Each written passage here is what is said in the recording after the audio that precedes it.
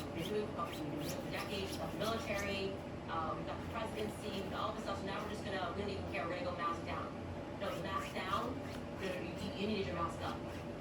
So this is the problem that they have. This is why they're angry, because they recognize the entire generation no longer believes them. Nobody believes the innocence of Israel anymore. People are looking up and understanding how much we have been lied to. People are pulling their kids out of school so that they don't suffer that same ignorance that we suffered for a very long time. Especially to millennials. Perhaps there is some contingent of people who watch Fox News all day and really believe that this is just going to be a small little strategy. Yeah, give it to Iran, but no, we're not falling for it. We're not falling for Russia. Russia's our biggest enemy. It's always the Muslims. We're away from that. And so I think that is what they really messed up. They messed up in underestimating how much the illusion mattered.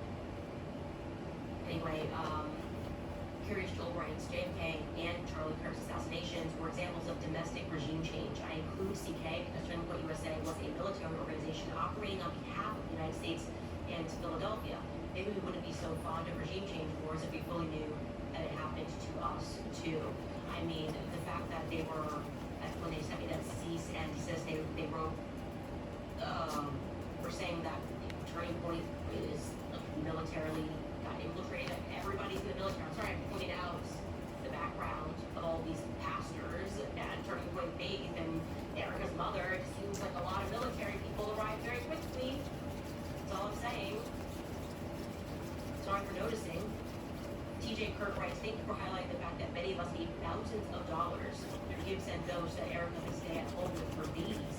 While I'm waiting forever for my thank you note, she says it's not enough, so she will still need to work to support them. It is maximum ingratitude.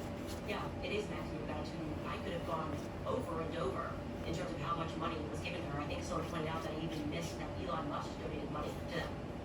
So no, there is no reason that Erica needs to be up the office. It doesn't make any sense. She did not need to become the CEO. She's not honoring her husband. We can hear her husband's words of what he wanted, what his vision was for his children. It is impossible.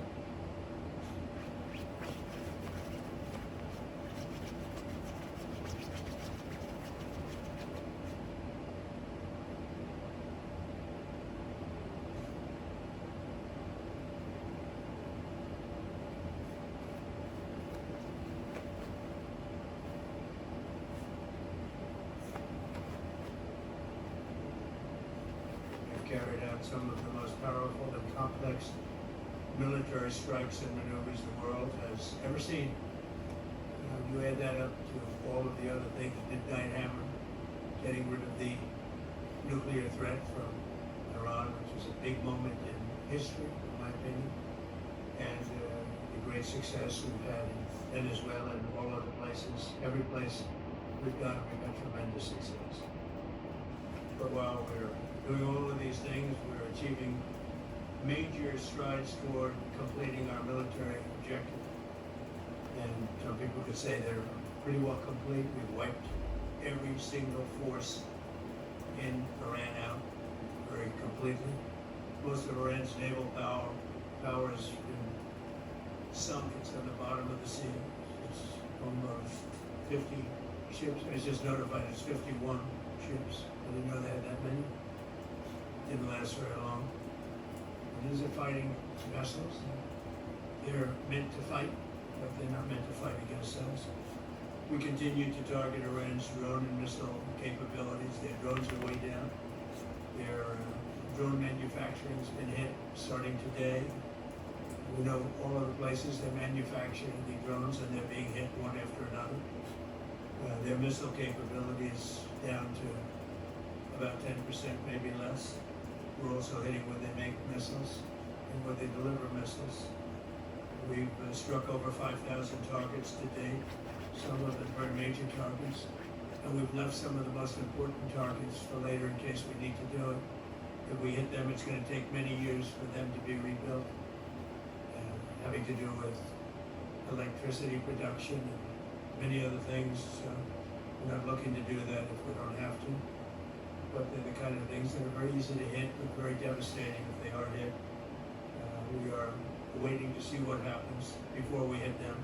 We can take them all out in one day, but it's all resulting in a 90% decline in various things, but in particular Iranian missile launches, and 83% drop in drone launches. As you know, the drone launches are pretty well shot.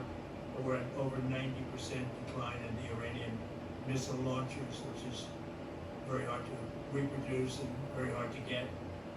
And usually what we were able to do through great equipment, a lot of smart people, as soon as they sent a missile up from a launcher, we were able to knock out that launcher within a period of 5 minutes or less, accurately, right on the noggin. So now we have low-cost interceptors effectively combating Iranian drones, and our B-2 bombers recently dropped dozens of 2,000-pound bombs to destroy missile launchers all over Iran.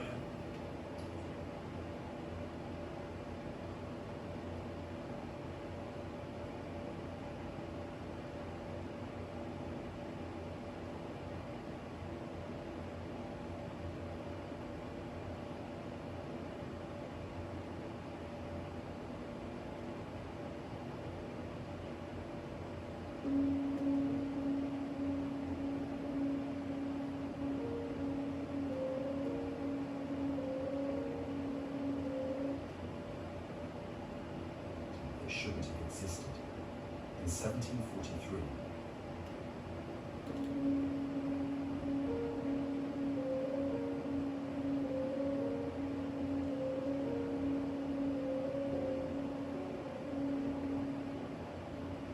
when historians describe the rise of modern banking, they usually focus on the Medici of Florence, the merchant houses of Amsterdam, and the emergence of central banks in the 18th century. But the real story, the one that barely appears in financial textbooks, the one that even today sits buried in monastery archives and sealed family vaults, began with something far older. It started with a system that shouldn't have existed. In 1743, a young man named Mayer Amschel Rothschild was born in Frankfurt, Germany. By the time of his death in 1812, his family controlled the largest banking network in Europe.